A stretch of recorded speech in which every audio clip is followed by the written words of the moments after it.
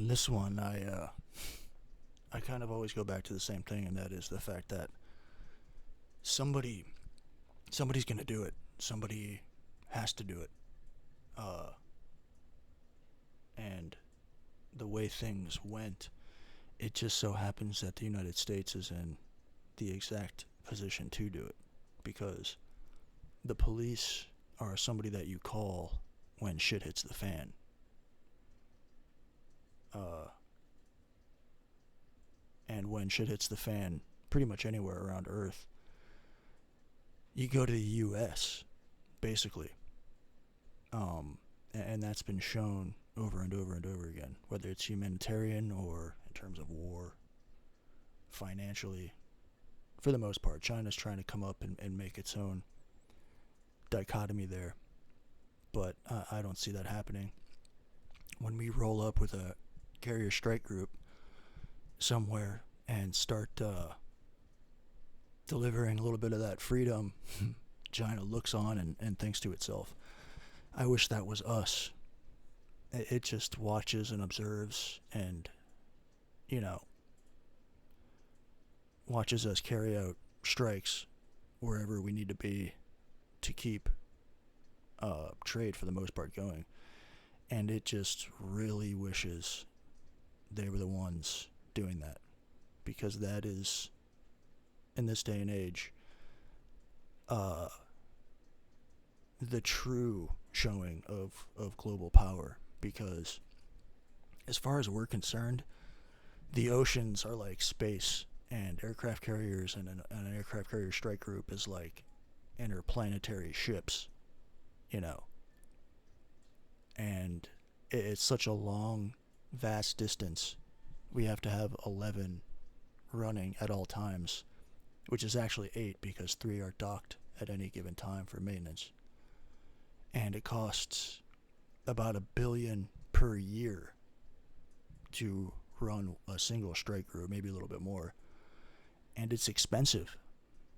So, in order to be a global police force, unofficially at that, there is no official, obviously there is no official, you know, uh, doctrine drawn up that makes this so. It's completely nebulous.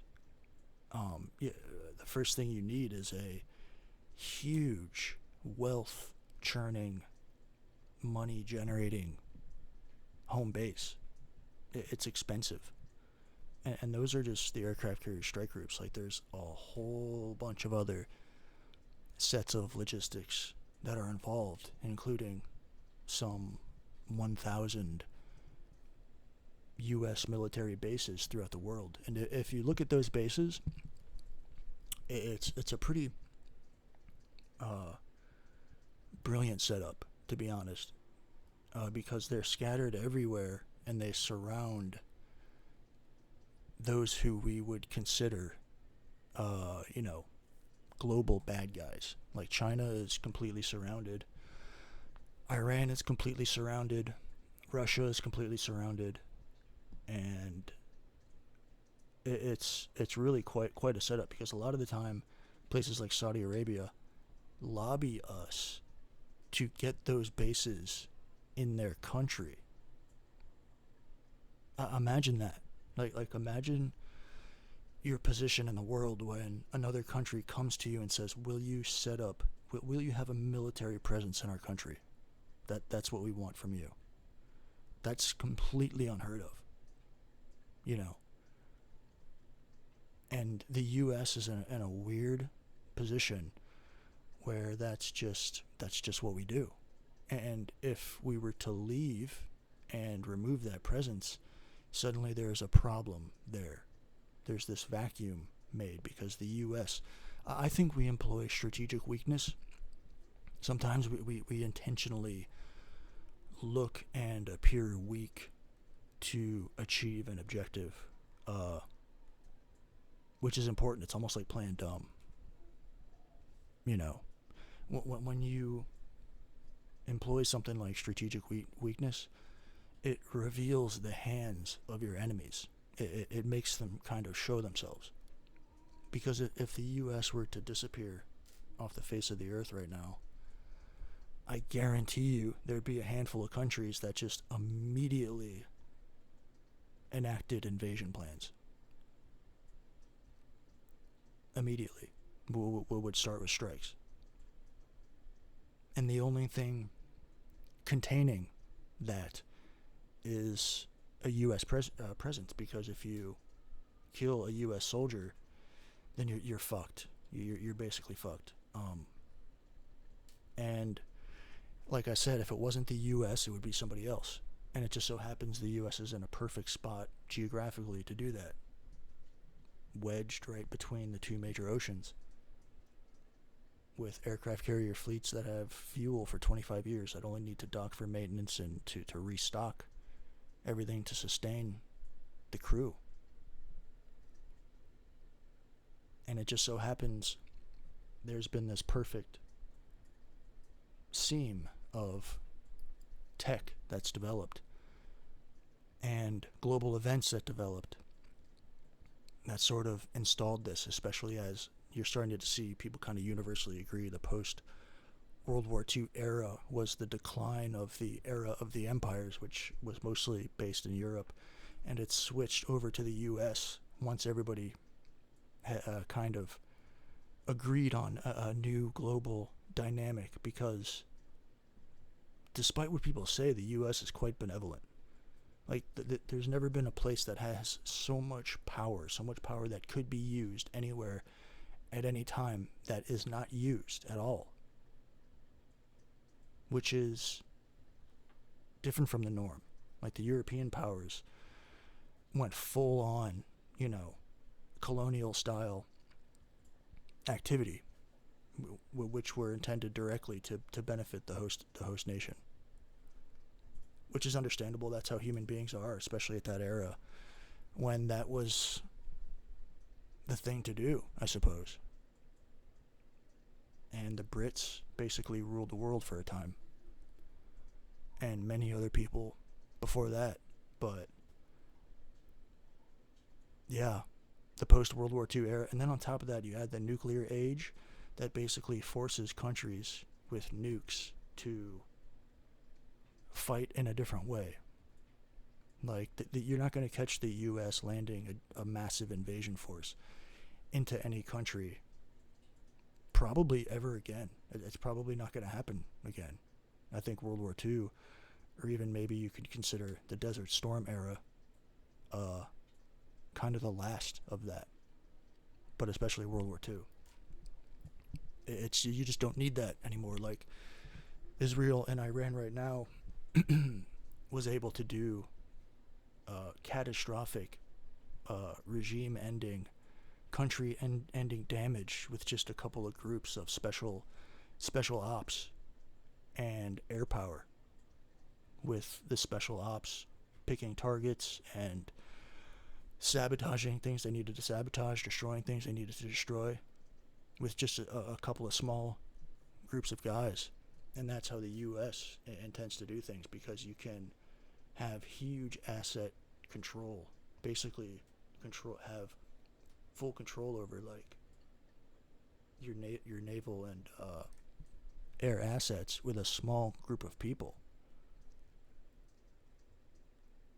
Like, the average U.S. soldier over time is getting increasingly more powerful, where a single U.S. soldier has control over so many assets.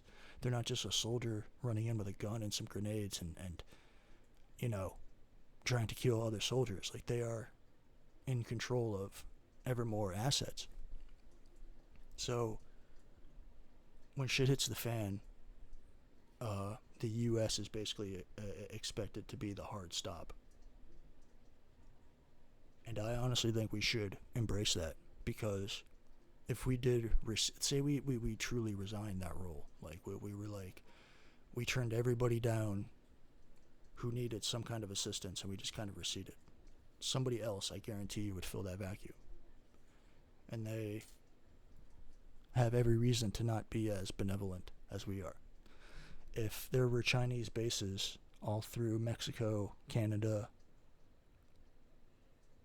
the northern tip of South America, all through the island south of Florida, If there were military bases there and the same density that we have all through Southeast Asia, we would all be freaking the fuck out.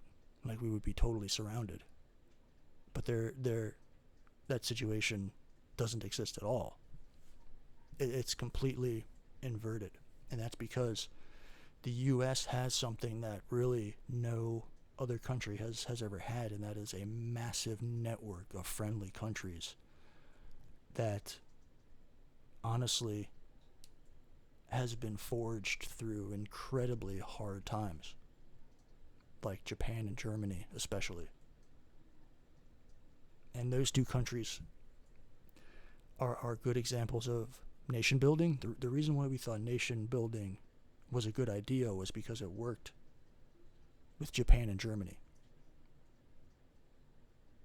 Two places that had certain ways of thinking that were completely the opposite of us. And we managed to turn them more or less into people who were more like us, for lack of a better phrase. But that only works when you have a story as part of the prelude that fits that objective. It doesn't work in the Middle East, doesn't work in Afghanistan, because you're not viewed as a savior there, and there is no guilt there. Like, the Japanese felt guilty after they lost, and so did the Germans. The populations, they were like, okay, well, we fucked up. Yeah. So they were far more open to the U.S. kind of hanging around for a while and helping them become something different. They were more malleable because of the guilt that still runs to this very day. Sometimes at a fault, quite often, to be honest, especially Germany. But that's why that shit doesn't work in the Mideast. It's a totally different group of people who view us a totally different way with a totally different history, and we should have probably viewed these things in a more nuanced way, because you can't just do that anywhere. Had I been in the Bush administration or something, or had I been around at that time, I'd have been like, don't do that. That's not going to work out. Which seems obvious. But again, the people in that era were riding off the wave of the fall of the Soviet Union, East and West Germany being brought back together, the massive success of Japan in the 80s, and their slow stagnation in the 90s, but still, the second or third largest economy in the world. The people, generally viewed as a success story. Of course, they would probably think, well, maybe we can do that somewhere else.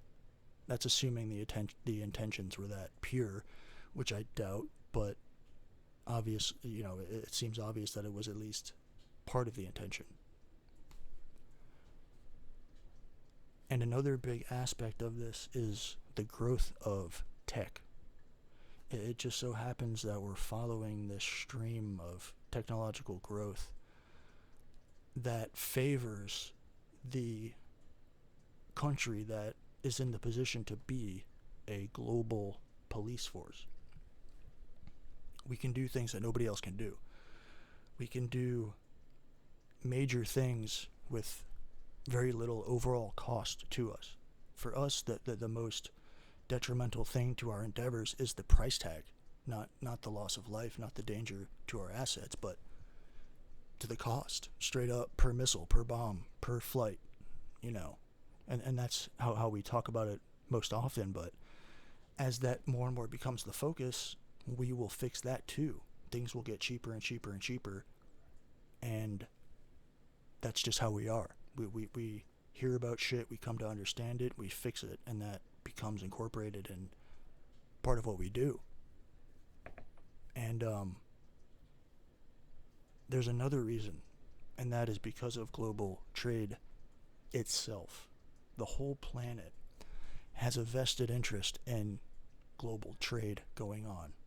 It has a vested interest in their ships being able to take free passage through the world's oceans and trade with each other.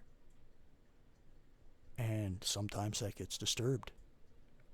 And who are you going to call when that gets disturbed? That's always been our foot into the door.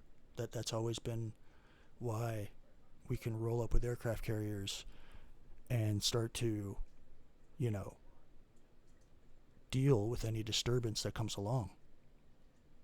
It's almost like this thing that ends up, whether intentional or not, this understanding that continues to be laid into global observers. That's the people you call. Those are the ones who show up when the very thing that you depend on for your country to keep going on is under some sort of threat. I mean, that's happened in the South China Sea, and that's happened in the Red Sea. Most often there, especially lately, but even with China, we've had to roll up a couple of times with aircraft carriers just to, back them down. And that China very directly wants to be the United States. They quite literally, if you pay attention, copy every single thing we do except for our governing structure and the structure by which our people live, which is the most important thing. It's the only thing they won't directly copy that happens to be the most important thing. It's a great case of irony that they copy the outward appearances of what we do. I mean, even the Starship for SpaceX, they've copied that direct aesthetic design of Starship. And 10 years ago, when Elon Musk proposed that they would be doing reusable rockets, and they had this design where they were going to catch the boosters with these giant chopstick arms, China was one of the first countries to say that is completely stupid and that'll never work and you should not do that. And as soon as it becomes successful, literally within weeks, they have their own exact copy of a Starship. They have their own exact rendering of the two chopstick arms, and they're suddenly all in on that exact design. And it's the same with F-35. It's the same with aircraft carriers. It's the same with equipment, down to night vision goggles, down to military tactics. They do everything to do exactly what we do, except for the things that are important. Like with that Starship. It's the same design in terms of the exterior, but they don't have any Raptor engines. They don't have the tech to guide that thing back in between those chopstick arms and catch it. They don't have the software. They don't even have the hardware.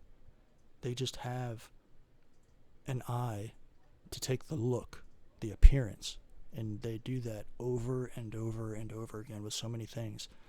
It's all about appearance until they build this completely fake set village that people walk through and gawk at the beauty of these buildings. And as they start to go down the alleyways and look around, they realize there's just 2x4s holding up facades. And that happens over and over and over and over again with so many different things, and it's kind of become a running joke for China. And if they really wanted to be the U.S., they first would have to fix all the shit that's wrong at home. And starting with the first and foremost is having your people have the ability to choose their own leaders, which is as self-evident as anything could possibly be. Yet the places that don't allow that seem to be the most backward. I mean, it's just one of those things that's actually a newer form of governing on a global scale, on a long enough timeline, but it's like, man, why not copy the good stuff? And right now we are part of I guess you could call, a new world experiment. I'm not the kind of person who, I like the idea of the United States being the United States, and that be that. I like the idea of every different people all over the world having their own specific nation state for them. I don't like the idea of some sort of global power center that erases borders and turns each individual area into a borderless mass that's governed at some long distance far away. the way the United States has it, in my opinion, is the right way to do it. It's about as good as you can get for such a large geographical area. It takes as many things into consideration as possible, both on a federal and local level, by having things divided up in such a way that you have such a robust, multi-layered approach to governing, where you have mayors, city councils, you even have county councils. And that just continues to expand out until you get to the federal. The most important thing to any hypothetical global police force is a healthy home, where even people just going about their day-to-day lives, seemingly completely unrelated, contributes greatly to the whole endeavor. Where it's not your mission statement as a government to be the global police, that's just who you end up being by default. It's like any good leader is a person who the people around him or her just choose to lead by virtue of how they are and the decisions they've made up until that point, how reliable they've been, how good they are, how decent they are, how smart they are, how capable they are. It's almost like a default position for people around you, or even you, and it's the same way for a country. And Europe, I could do a whole thing on Europe, but Europe could have had that position had they not, it's a tough subject to say, but in my personal opinion, it's, as an outsider looking in for Europe, they should have any European hearing this would be like, nah, I don't think that. But of course, you should have federalized a long time ago, became one country a long time ago, picked one language a long time ago, and you would have been a true superpower by now, because the collective output of all your countries is almost what the U.S. is. It's pretty close, and that's while having, language barriers every nation state over, from France to Germany to Poland to Lithuania to Sweden to Italy, different language for every country. Whereas the U.S., same language from state to state. That alone is massive.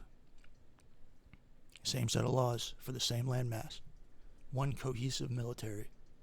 You would have had a full aircraft carrier fleet by now, and you would have had basically the same as us. But from the European point of view, those nation states are ancient. Those languages are ancient, and it's very difficult to give that up. And the idea of English winning over French or German is something too big to bear, considering everything. Same with Italian or Spanish. So on the one hand, I understand why you don't become one country. And on the other, it's the most obvious thing in the world. Become Europe. Like we call Europe, but Europe is just a geographic place. It's not an official entity. It's like it wants to be both at the same time. And it holds it back, and it keeps it what it is at the same time. It's this strange, it's this strange place. But it's slowly becoming an antique. And it's not like the U.S. The U.S. was multiracial from the very beginning. From the second the revolution ended, the U.S. was multiracial, and Europe wasn't. I mean, it was multiracial in terms of different Europeans, but it didn't have a vast cultural shock between each European state. They had their similarities because they've been interchanging for so long amongst each other. But then they decided to become, multicultural in the true sense, and imported people who were very, very different culturally And that experiment, in my opinion, is a catastrophic failure. It again was a failure to understand what human beings actually are. It was a failure to understand how we operate, and it was also a failure to listen to the people who could have seen what's coming far in advance. Because, yeah, I don't think Europe is on the best track at the moment. It's this weird situation where the U.S. has decided, we have chosen um, what path we want to go down. And as time goes on, people are going to continue to come to us. And I want the Middle East, just like Europe, to become a cohesive bloc.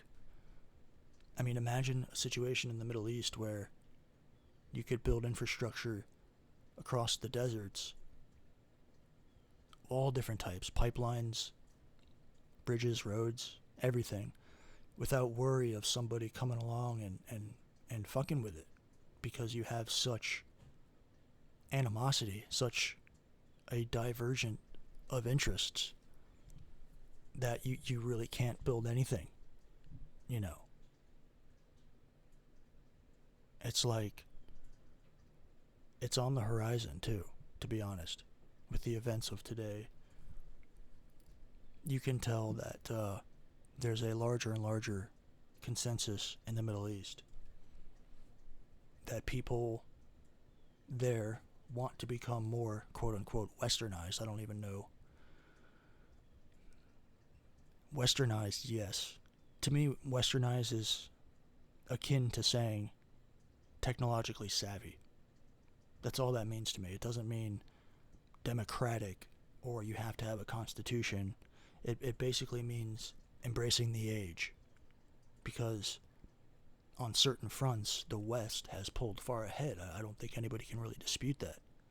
And you can either desire to live nomadically in small villages and live a very simple life, or become westernized and have cell phones and the internet and air conditioning and fighter jets and all that sort of thing. I think when it comes to the term becoming westernized, we shouldn't conflate the governing systems with the reality of how other areas have advanced.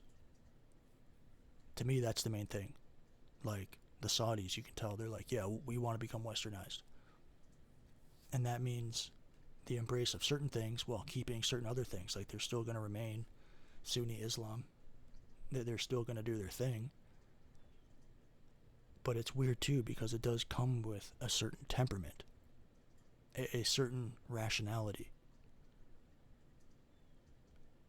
Because, dude, back in the day, in Europe, when Christianity was splitting off into different sectors, different branches, Europe was crazy with war too, for the same exact reason. When Christianity was in its semi-early development, like people were going to war over that shit, like all the time. And look at us today. There's all different types of sectors of Christianity, and we're just fine. Like you can have different churches for different denominations in the same city, and nobody thinks twice about it. And that is the road that Islam should take. Like Christianity too, you know, we used to go on full-blown crusades for that shit. And it is admittedly an archaic way of thinking. That if one believes or says that you should kill in the name of God, then you are doing the bidding of men, not God. Because the God that all of us are talking about, the Abrahamic religions, that God does not want you to kill anybody.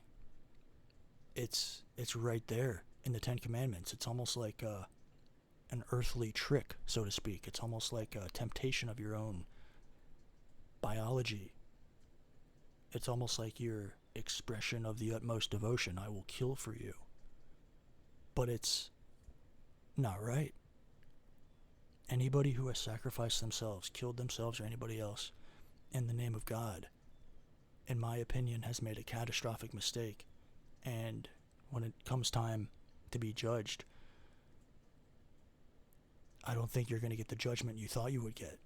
I think you'll end up being told that you bit, you know. You took the same bait that many other have taken before you. You should have known better. Of course I don't want you killing people. What are you thinking? And 9 times out of 10, the reason why somebody is doing that is because some other dude told them to do it. Why do you believe them? Where in any religious text does it tell you to kill? And if it does, then I think you have serious questions as to where this material is even coming from. Because nobody who views the humans of Earth as their children wants them killing each other. There's no world where that's the case when we've come to understand God as we understand Him. It's a trap. And it's almost like the Christian religion started to realize that. And the Islamic sects are also going to have to realize that at some point. Otherwise, they're going to be mired in stupidity forever. Because a religion is a powerful thing. It supersedes governments in a lot of contexts. It's so powerful that we have to actively separate them from each other. But yeah, the world police, the police are the ones you call when shit hits the fan in the United States. It is that role, because it's been shown time and time again that we're willing to do it without even asking for anything in return. Because we're wise enough to know that just the act of doing that is a reward in and of itself. It's like a police officer saves your life. You don't go to them and, I mean, you might thank them. You might give them your praise and say, I owe everything to you, but you don't seek to materially reward them. It's a different sort of thing. It's like it builds a sort of trust that makes you able to continuously rely on them as an arbiter, as objectively as possible, to play this role. And the United States just sort of fell into it, especially because of the 2 world wars. I mean, it's like we sat on the bench as long as we could until we couldn't anymore. And there's a number of storylines that you could run with as the actual justification for why we did what we did, but all of those can be true at the same time. And it probably is the case that they're all true at the same time, to be honest, but it ended up how it did. And we've definitely made mistakes. We've definitely looked at situations across the world and thought to ourselves, we should get involved. Especially after the creation of the CIA. I mean, we've been everywhere. We've tried everything.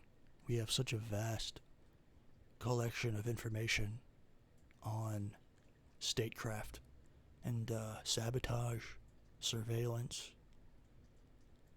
We have the largest collection of know-how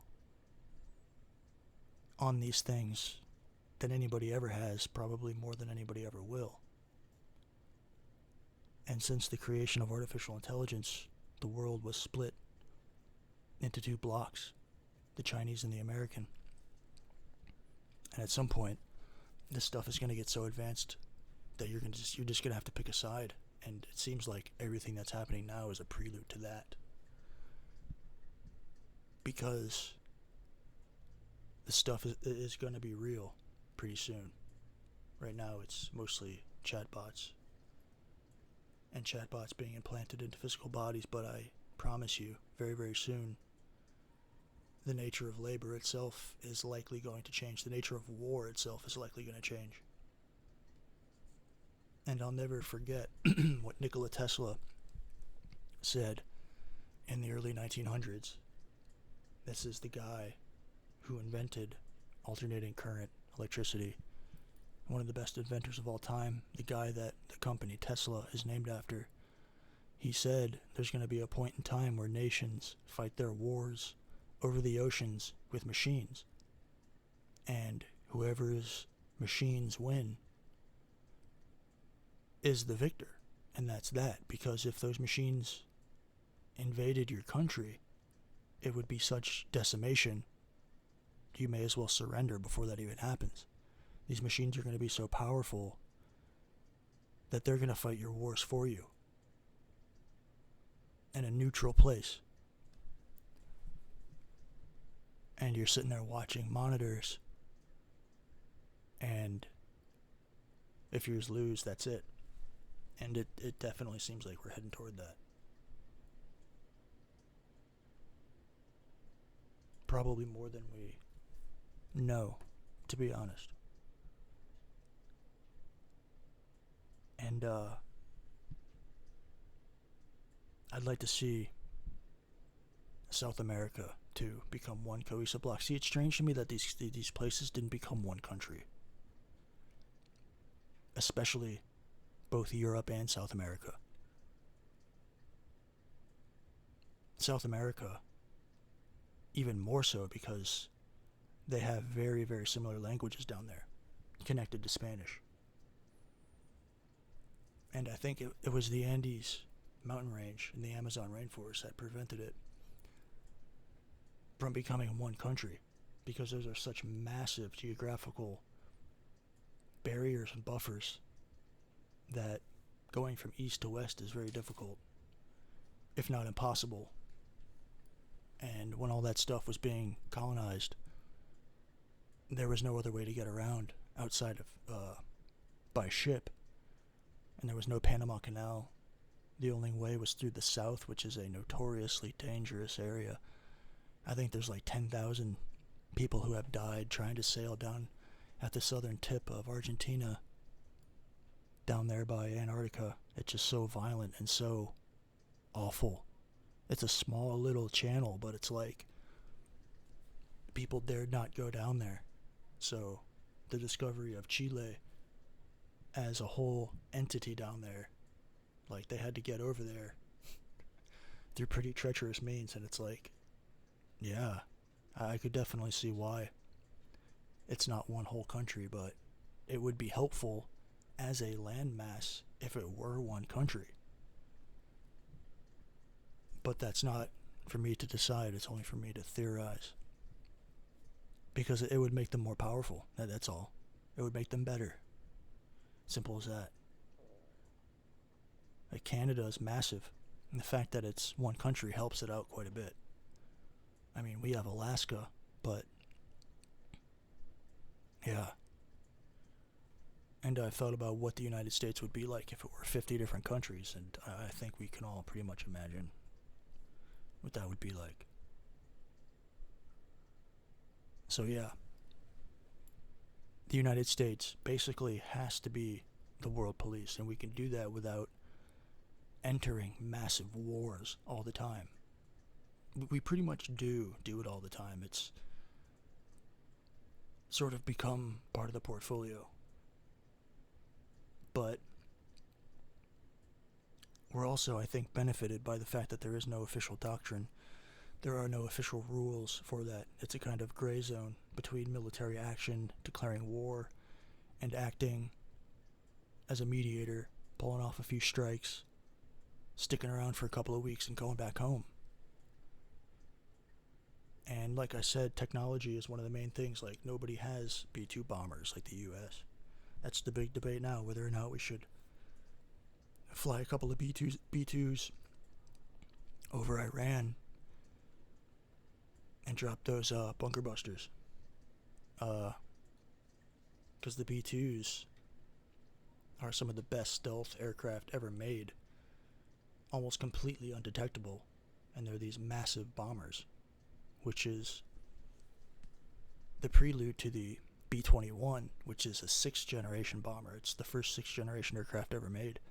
And it's even more stealthy. It's a little bit smaller, but it's like a piece of hardware that gives us what they call a God's eye view. It can be the brain for an entire battle space. And its stealth is so powerful, and its electronic warfare is so powerful, that it can just fly circles over any battle space and control a huge number of assets and be the linkage between a huge number of assets without ever being seen, and has the ability to drop bombs at the same time. And it's extremely powerful, and it could fly great distances, and honestly, that's very, very, very hard to do and very hard to replicate. But it's just the beginning of our dabble into the 6th generation area for aircraft, because the F-35, if you believe the internet, the F-35 was too expensive for its worth. But the fact that Israel is one of the few countries that has F-35s, it modified them a bit, yes, to kind of make them their own. But the point is, within a day or 2 days, they had complete air supremacy over Iran, which was supposed to be one of the most heavily defended in terms of air defense regions on the planet. And I know that in the months prior, Israel also used F-35s to knock out most of their air defense, which was kind of a warning to say, look, we can completely destroy your shit without you even knowing we were there. So, yeah, that was the initial wave of hard power. But then when push came to shove, a series of F-35 shows up. You have no idea they're there because you can't detect them on the radar. Maybe you can see them for moments, but you can't lock anything onto them. You can't keep a continuous lock. And then your air defense is completely destroyed. And then you bring in the 4th generation fighters that are like bomb and missile trucks, and that just completely unload after the air defense is taken out. But F-35s have more than proven their worth, and they're 5th generation fighters / bombers. And when the F-47 comes out, I have no doubt that it's going to be even more lethal. And I don't think modern radar is ready for all that. And other attempts at 5th generation fighter bombers, the things that Russia has tried to field, are basically 4th generation. Completely visible on radar, easy to keep a lock, easy to take out. And it's like I said, Russia and China kind of were locked in the same thing, where they were all talk, so to speak. They tried to go for the outward appearances of these extremely sensitive weapon systems, and in practice ended up not being any of that at all. So much so, a place like Ukraine, who was receiving aid that was basically U.S. storage equipment, F-16s from the 70s and 80s, and Patriot missile systems.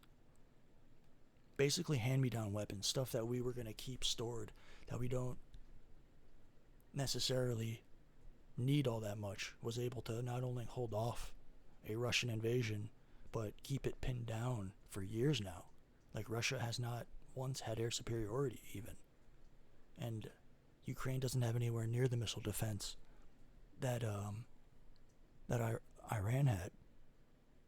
And Russia can't set that up. And it's the most important thing. The first thing you do in a war these days is take out all the air defense so you can basically fly overhead unimpeded. And Russia hasn't had that once. And everybody believed that Russia was the second most powerful military up until they actually used it. And everybody found out pretty quick that they were nowhere near what they claimed. And it's the exact opposite with the U.S. Everybody was saying all this stuff about F-35s and the U.S. military, about how it wouldn't work as intended, but it's actually the exact opposite. It's like a hot knife through butter versus Russia being just terrible. And China and Russia operate similarly. They speak a big game, but they have really nothing to offer. And if China did, they probably would have used it by now. And believe me, they look at this kind of stuff and watch it, and it does adjust how they go about their policy